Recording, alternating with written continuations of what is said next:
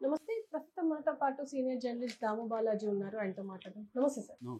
Sir, దేశవ్యాప్తంగాను 244 ప్రాంతాల్లో ఈ మాక్ drills చేయబోతున్నారు అని అంటున్నారు. అంటే 1971 తర్వాత ఇప్పుడు ఫస్ట్ టైం మళ్ళీ మాక్ డ్రిల్స్ అంటున్నారు. ఇవి ఎలా ఉండబోతున్నాయి అంటారు సార్? 54 ఏళ్ల తర్వాత ఫస్ట్ టైం చేయబోతున్నారు. 1978లో చేశారు. యాక్చువల్గా మనకి సివిల్ డిఫెన్స్ రూల్స్ అని 1968లో ఇండియా పాస్ చేసింది. అంటే ఏదన్నా బయట నుంచి యుద్ధం వచ్చినప్పుడు, ఎందుకంటే 65లో మనకి పాకిస్తాన్తో వార్ వచ్చింది, అట్లాగే చైనాతో కూడా వార్ వచ్చింది. ఆ రెండు దేశాలతో వార్ వచ్చిన తర్వాత మనోళ్ళు ఒక గైడ్ లైన్స్ని ఫ్రేమ్ చేస్తూ సివిల్ డిఫెన్స్ రూల్స్ 1968 అనేది మనకు ఉందన్నమాట. ఆ రూల్స్ ప్రకారం మనకి ఏ దేశంతో అయినా యుద్ధం వచ్చినప్పుడు ఈ ఇండియన్లో ఉండే సివిల్ పాపులేషన్ని రెడీ చేయడానికి, వార్ సిచ్యువేషన్ వస్తే ఎలా ఉండాలి అనేది ప్రధానంగా రెడీ చేయడానికి, అట్లాగే సివిల్ అడ్మినిస్ట్రేషన్ని, బ్యూరోక్రసీ, సివిల్ అడ్మినిస్ట్రేటివ్ వివిధ వ్యవస్థల్ని, అట్లాగే వివిధ సెన్సిటివ్ ప్రాంతాలని మనం సురక్షితంగా ఎలా ప్రిపేర్డ్గా ఎలా ఉంచాలి అనేది ఇవన్నీ రెడీ చేయడం కోసం మాక్ డ్రిల్స్ కండక్ట్ చేయడం అనేది పెట్టుకోవాలనేది చేసుకున్నాం అన్నమాట. ఈరోజు మొత్తం 244 జిల్లాల్లో 259 లొకేషన్లలో ఈరోజు మాక్ డ్రిల్స్ జరగబోతుంది. దీన్ని కేటగిరీస్గా డివైడ్ చేశారు. మన రాష్ట్రాలు కేటగిరీ 2 కిందకు వస్తాయి. ఎందుకంటే కేటగిరీ ఫస్ట్ అనేవి ఇంటర్నేషనల్ బార్డర్, పాకిస్తాన్కి మనకున్న ఇంటర్నేషనల్ బార్డర్ 3323 కిలోమీటర్లు మనకి పాకిస్తాన్కి మధ్య బార్డర్ ఉంది.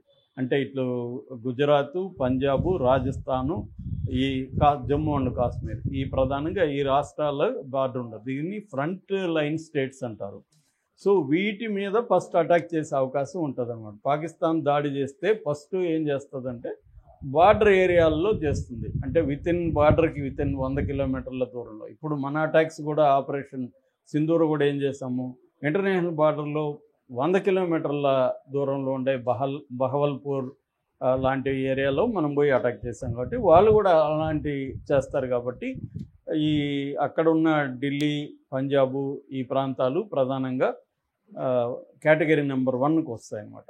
సో ఓవరాల్గా అసలు ఏం చేస్తారు ఈ సివిల్ డిఫెన్స్ సెక్యూరిటీ డ్రిల్ అంటారు దీన్ని. ఈ సెక్యూరిటీ డ్రిల్లో ఏమేమి చేస్తారు ఈరోజు 4 గంటల నుంచి 4:30 గంటల వరకు చేయబోతున్నారు. ఆల్రెడీ మనకు ఫిరోజ్పూర్ పంజాబ్లో ఉంటుంది. ఇది బార్డర్కి దగ్గరగా ఉంటుంది. దీంట్లో 30 మినిట్ బ్లాక్అవుట్ మొన్ననే 4 రోజుల ముందు కూడా చేశారు. బ్లాక్అవుట్ వస్తే ఎలా ఉంటుంది, ఎందుకంటే ఇప్పుడు వార్ వస్తే ఫస్ట్ వాళ్ళు ఏం అటాక్ చేస్తారు, మన పవర్ గ్రిడ్స్ మీద అటాక్ చేస్తారు. పవర్ ఉండదు. సో అట్లాగే ఇంటర్నెట్ ఉండదు. సో ఇంటర్నెట్ పవర్ లేగినప్పుడు బ్లాక్అవుట్ అంటాం. బ్లాక్అవుట్ అయిపోయినప్పుడు ఏం చేస్తారు ఒకటి. రెండవది వార్ వచ్చినప్పుడు ఇండియానే బ్లాక్అవుట్ని విధిస్తుంది. ఎందుకంటే పవర్ అనేది లేనప్పుడు వాళ్ళు స్ట్రాటజిక్ ప్లేసుల్ని గుర్తించడం కష్టం వాళ్ళు అటాక్ చేయడానికి. అందుకని మనమే చీకట్లో మగ్గుదామని డిసైడ్ అవుతాం. అయితే మామూలుగా పవర్ లేకపోతే జనరేటర్లో ఇంకోటి పెట్టుకోవడం ఉంటుంది కదా, అవన్నీ కూడా సాధ్యం కాదు. కంప్లీట్ డార్క్నెస్లకి వెళ్ళిపోతుంది. ఆ కంప్లీట్ డార్క్నెస్కి అలవాటు అవ్వాలి జనం.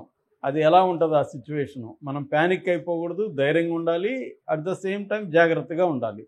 సో ఈ యాంగిల్లో చేస్తారనమాట. నెంబర్ 1 వచ్చి air raid sirens warning system. అంటే అక్కడ ఇప్పుడు వాళ్ళు అటాక్ చేయబోతారని ముందుగానే మన ఇంటెలిజెన్స్ వ్యవస్థ, మన శాటిలైట్ వ్యవస్థ పసిగడుతుంది వాళ్ళు రాబోతున్నారు. ఉన్నా కానీ వాళ్ళు మనకి ఈ వార్నింగ్ సిస్టమ్ ఎయిర్లైన్ ఇవిస్తారు అనమాట. Air raid sirens long sirens మోగుతాయి. మనం వీడియోలు చూడొచ్చు దీంట్లో. ఎక్కడ మన గాజాలో కానీ లేకపోతే ఉక్రెయిన్లో కానీ ఆ వీడియోలు చూస్తే వాళ్ళు ఎలా ఇస్తున్నారు, ప్రజలు ఎలా అప్రమత్తం, అవన్నీ ఉన్నాయన్నమాట. అవి చూసినా కూడా మనకు అర్థమవుతుంది. మనకు ఒకవేళ పాకిస్తాన్ వాళ్ళు మన మీద అటాక్ చేస్తే ఎలా ఉండాలో మనం ఆ వీడియోలు చూడొచ్చు. సో అలాగా వార్నింగ్ సిస్టమ్ని అలర్ట్ చేస్తారు. వార్నింగ్ సిస్టమ్స్ యాక్టివ్గా ఉన్నాయా లేదా, ఎక్కడెక్కడ వార్నింగ్ సిస్టమ్ ఉన్నాయి, ఎక్కడెక్కడ లేవు, ఇవన్నీ కూడా మనకి ఈ డ్రిల్లో తెలుస్తాయి అన్నమాట. రెండవది బ్లాక్అవుట్ ప్రోటోకాల్స్. ఇందాక చెప్పిన పవర్ అంతా కంప్లీట్ కట్ చేసేస్తారు. మొబైల్స్ ఉండవు, మొబైల్స్ పనిచేయవు, ఇంటర్నెట్ పనిచేయదు. ఇటువంటి కండిషన్లో ఎట్లా మనం కమ్యూనికేట్ చేసుకోవాలా, రేడియో ఫ్రీక్వెన్సీని ఎలా వాడుకోవచ్చు, రేడియో ఫ్రీక్వెన్సీ ద్వారా కమ్యూనికేట్ చేయొచ్చు. మనకి ఇంటర్నెట్ లేకపోయినా మొబైల్కి మెసేజ్లు వచ్చే విధంగా ప్లాన్ చేసుకోవచ్చు. మన మొబైల్కి అందరికీ గవర్నమెంట్ వస్తుంది. ఇలాంటివి చేస్తారనమాట. మూడవది సివిలియన్ ట్రైనింగ్, అంటే ఎడ్యుకేషన్. సివిలియన్స్ ఎలా బిహేవ్ చేయాలా అంటే, ఇప్పుడు వార్నింగ్ సిస్టమ్ వస్తుంది, సైరన్స్ మోగుతుంది, మనం ఏం చేయాలి వచ్చినప్పుడు అన్నప్పుడు మనకేంటంటే బంకర్స్ ఉండాలి. యాక్చువల్గా బంకర్స్ లేవు మనకి. యూరప్లో ఎక్కువ ఉంటాయి. మొన్నెవరో చెప్తాను, స్విట్జర్లాండ్లో కొన్ని లక్షల బంకర్లు ఉన్నాయని. వాళ్ళకి ఏంటంటే 2 రకాల బంకర్లు ఉంటాయి. ఎక్కడికక్కడ ఇండ్ల దగ్గర బంకర్లు, బేస్మెంట్లు పెట్టుకుంటారు. వాళ్ళు ఇల్లు కట్టుకునేటప్పుడే బేస్మెంట్లు కట్టుకుంటారు. ఎందుకంటే వాళ్ళకి రెగ్యులర్గా వార్స్ అలవాటు అయి ఉంటాయి. మనకు అది లేదు కాబట్టి మనకు ఆ స్ట్రక్చర్ లేదు. పైగా మనకేంటంటే ప్రతి స్పేసు, ప్రతి అంగుళం ఇక్కడ ఇంపార్టెంట్ కాబట్టి మనం వేస్ట్ చేయం దానికోసం. సో అందువల్ల మన బంకర్స్ లేవు. అది ఇండిపెండెంట్ బంకర్స్. రెండోది కమ్యూనిటీ బంకర్స్ ఉంటాయి. ఒక్కొక్క కాలనీకి ఒక్కొక్క ఏరియాలో బంకర్స్ ఉంటాయి. అక్కడ అందరూ వచ్చి గుంపుగా అక్కడ ఉండడం.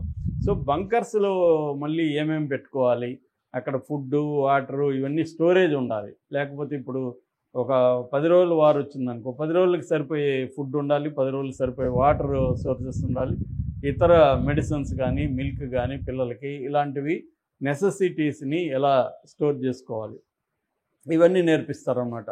అట్లాగే ఫస్ట్ ఎయిడ్ కిట్స్ ఎలా యూజ్ చేయాలి. మెడిసిన్ అందరికి కూడా మినిమం ట్రైనింగ్ ఉండాలి. అంటే మెడికల్ స్టాఫ్ అంటారు కదా, అలాగా ఎవరికైనా గాయపడినప్పుడు ఫస్ట్ ఎయిడ్ ఎలా చేయాలి, ఇటువంటివన్నీ కూడా నేర్పిస్తాడు. అంటే ఫర్ ఎగ్జాంపుల్ సిపిఆర్ ఎలా చేయాలి, ఇట్లాంటివి. అట్లాగే ఎడ్యుకేషన్ అండ్ క్యామోఫ్లేజింగ్ అంటే, ఇప్పుడు మన చార్మినార్ ఉంది ఎగ్జాంపుల్. చార్మినార్ని కప్పేస్తారు, చార్మినార్ కనపడకుండా. అంటే చార్మినార్ ఎక్కడ ఉందో తెలియకుండా కప్పేయడం. అట్లా ఇప్పుడు హైదరాబాద్లో కొన్ని డిఫెన్స్ ఇవి ఉన్నాయి. ఆ ఇంపార్టెంట్ వాటి మీద, పవర్ గ్రిడ్స్ మీద వేయచ్చు, కొన్ని ఫ్యాక్టరీల మీద వేయచ్చు, తర్వాత రిఫైనరీస్, ఆయిల్ రిఫైనరీస్ ఇలాంటివి ఉంటే వాటి మీద వేయచ్చు. అలాంటి ముఖ్యమైన సెన్సిటివ్ ఏరియాలు అంటారు. ఈ సెన్సిటివ్ ఏరియాలని కప్పేస్తారన్నమాట. ఇప్పుడైతే మన దేశంలో 100 సెన్సిటివ్ ఏరియాలని గుర్తించారు.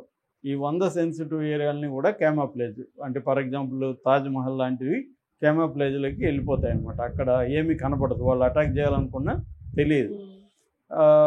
ఐదవది కోఆర్డినేటింగ్ టెస్టింగ్ అంటారు. అంటే వివిధ గవర్నమెంట్ డిపార్ట్మెంట్ మధ్య కోఆర్డినేషన్ ఉండాలి. హెల్త్ సెక్టర్ కావచ్చు, పోలీస్ కావచ్చు, ఫైర్ ఇంజన్ బ్యాచ్ కావచ్చు. ఎందుకంటే అటాక్ జరిగినప్పుడు ఫైర్ ఇంజన్స్ ఇమీడియట్గా రావాలి, వాళ్ళకి వాటర్ సోర్స్ ఏంటి, వివిధ డిపార్ట్మెంట్ల మధ్య కోఆర్డినేషన్ ఎలా ఉందనేది కూడా ఈ మాక్ డ్రిల్లో టెస్ట్ చేస్తారు. అలాగే పబ్లిక్ గైడెన్స్ చేస్తారు. అంటే టార్చ్ లైట్లు కొనుక్కోండి, బ్యాటరీసు, ఎందుకంటే పవర్ ఉండదు కాబట్టి టార్చ్ లైట్స్, బ్యాటరీ మన దగ్గర ఉంటే ఎక్కువ కాలం అది వాడచ్చు. క్యాండిల్స్. రెండోది ఇందాక చెప్పినట్టుగా ఫుడ్డు, స్టోరేజ్, అంటే త్వరగా చెడిపోని లాంగ్ టర్మ్ ఉన్న ఫుడ్స్ ఏవైతే ఉన్నాయో అవి ఎక్కువగా ప్యాక్డ్ ఫుడ్స్ని స్టోర్ చేసుకోవడం. తర్వాత వాటర్ని ఎక్కువగా స్టోర్ చేసి పెట్టుకోవడం. ఇంకా బేర్ నెసెసిటీ, ఇంట్లో పిల్లలు ఉంటే మిల్క్ పౌడర్స్ అవన్నీ పెట్టుకోవడం, మెడిసిన్స్ని పెట్టుకోవడం, ఫస్ట్ ఎయిడ్ కిట్ ప్రతి ఇంట్లో పెట్టుకోవడం. ఇవన్నీ కూడా మనకి ట్రైనింగ్ ఇస్తారన్నమాట. ఎందుకంటే రేపు వార్ సిచ్యువేషన్ వచ్చినప్పుడు మనం సర్వైవ్ అవ్వడం ఎలాగా అనేది అప్పటికప్పుడు ఎత్తుక్కోకుండా ముందుగా ప్రిపేర్ చేసుకోవాలి. అయితే ఇక్కడ గవర్నమెంట్ చెప్పేది ఏమంటే, ప్యానిక్ కాకండి, ఇప్పటికిప్పుడేమో పాకిస్తాన్ మన మీద వచ్చి దాడులు చేసే పరిస్థితి ఉండదు, కానీ అప్రమత్తంగా ఉండమని మాత్రం చెప్తుంది. ఎందుకంటే ప్యానిక్ అయితే ఏం జరుగుతుందంటే, మనం పొలవమని పోయి షాపింగ్లోకి పోయి కొనేయడం మొదలు పెడతాము. షాపర్స్ కూడా వాళ్ళు రేట్లు పెంచేస్తారు. సో దీనివల్ల పేదలకి అందుబాటులో ఉండవు. ఇది బ్లాక్ మార్కెట్లోకి వెళ్ళిపోతుంది. ఎప్పుడైనా వార్ సిచ్యువేషన్ వస్తే వ్యాపారస్తులు, బిజినెస్ పీపుల్ వీళ్ళందరూ ఏం చేస్తారంటే సరుకుల్ని పెంచేస్తారు, బ్లాక్ చేస్తారు, ఎమర్జెన్సీ సిచ్యువేషన్ క్రియేట్ చేస్తారు. బ్లాక్లో అయితే ఇప్పుడు మనకు మిల్క్ కావాలి, బయట దొరకదు, అప్పుడేం చేస్తాం మనం? 100 రూపాయలు ఉండే లీటర్ 100 రూపాయలు అనుకుంటే మనం 1000 రూపాయలైనా మిల్క్ కొనడానికి రెడీ అయిపోతాం. రెండోది ఏంటంటే డబ్బులు ఇవాళ మనం దాదాపు 53-55% పీపుల్ డిజిటల్ మనీ వాడడం మొదలు పెట్టేస్తాం. డిజిటల్ ఇన్ఫ్రాస్ట్రక్చర్ అనేది బాగా పెరిగిపోయింది మనకి. అందువల్ల క్యాష్ పెట్టుకోవడం కూడా ఇంపార్టెంట్. ఎందుకంటే బ్యాంక్స్ పని చేయకపోవచ్చు, బ్యాంక్స్లో ఇంటర్నెట్ ఉండదు, సర్వర్ డౌన్లు అవుతాయి. సో ఏటీఎంలు పనిచేయవు. అట్లాంటప్పుడు రెడీమేడ్ క్యాష్ కూడా పెట్టుకోవడం అవసరం. ఇవన్నీ కూడా యుద్ధానికి ముందుగా మనకి ప్రిపేర్ చేయడానికి మాక్ డ్రిల్ అనేది కండక్ట్ చేస్తారు. ఇక నేను చెప్పినట్టుగా ఇందాక చెప్పినట్టుగా తెలంగాణ అండ్ ఆంధ్ర కేటగిరీ 2 అంటే మీడియం రిస్క్, కేటగిరీ 3 అంటే లో రిస్క్, కేటగిరీ 1 అంటే హై రిస్క్. మంది మీడియం రిస్క్లో ఉన్నాయి. ఎందుకు మీడియం రిస్క్ అంటే ఆంధ్రాలో ఏమో వైజాగ్ అనేది ఇంపార్టెంట్, పోర్టు సిటీ కాబట్టి అది కేటగిరీ 2కి వచ్చింది. ఎందుకంటే ఇప్పుడు పోర్ట్లు అనేవి చాలా ఇంపార్టెంట్ యుద్ధంలో. సో ఒకవేళ అక్కడ మనకి గుజరాత్ అటుపక్క ఇబ్బంది అయినప్పుడు ఆ షిప్పులన్నీ వైజాగ్ ఇలాంటి ప్లేసులకి రావాలి. కాబట్టి ఇక్కడ కూడా అటాక్ చేసే అవకాశం ఉంది. ఇవాళ నేను ఇందాక చెప్పినట్టు క్యామోఫ్లేజ్ చేస్తామన్నాను, కప్పేస్తాం. కప్పేసి అవన్నీ కూడా పనిచేయకపోవచ్చు. ఎందుకంటే ఇవాళ ఏఐ టెక్నాలజీ వచ్చింది, థర్మల్ ఇది వచ్చింది, నైట్లో కూడా పసిగట్టే ఇవి వచ్చేసాయి. కాబట్టి ఈ టెక్నాలజీలో నువ్వు ఎంత దాక్కున్నా కనిపెట్టే టెక్నాలజీ వచ్చినప్పుడు చాలా కష్టమే. కాబట్టి ఇప్పుడు వైజాగ్లో చేయబోతున్నారు. అట్లాగే హైదరాబాద్, దీని మీద నేను సపరేట్ వీడియో కూడా చేశాను, ఏ ప్రాంతాల్లో చేస్తాను. ప్రధానంగా కంటోన్మెంట్ ఏరియా, సికింద్రాబాద్ కంటోన్మెంట్, తర్వాత గోల్కొండలో మనకి ఆర్మ్డ్ ఆర్సనల్ ఫ్యాక్టరీ ఉంది, అక్కడ చేస్తారు. కంచన్బాగ్లో డిఆర్డిఓ ఉంది, సో డిఫెన్స్ రీసెర్చ్ వింగ్ అది. అట్లాగే నాచారం, ఇలాంటి డిఫెన్స్ ఏరియాలు హైదరాబాద్లో ఎక్కువ ఉన్నాయి కాబట్టి వాటి మీద బాంబులు పడే అవకాశం ఉందన్నమాట. అందుకని ఈ ఏరియాలో ప్రజలు అప్రమత్తంగా ఉండాలి. ఏదేమైనా పాకిస్తాన్ నెక్స్ట్ మూవ్ని బట్టి యుద్ధం ఏ స్థాయిలో ఉంటుంది అనేది మనకి ఈరోజు రేపటి లోపల క్లారిటీ వస్తుంది. పాకిస్తాన్ కానీ మన జనావాసాల మీద, మన మిలిటరీ, మన ఎయిర్పోర్ట్లు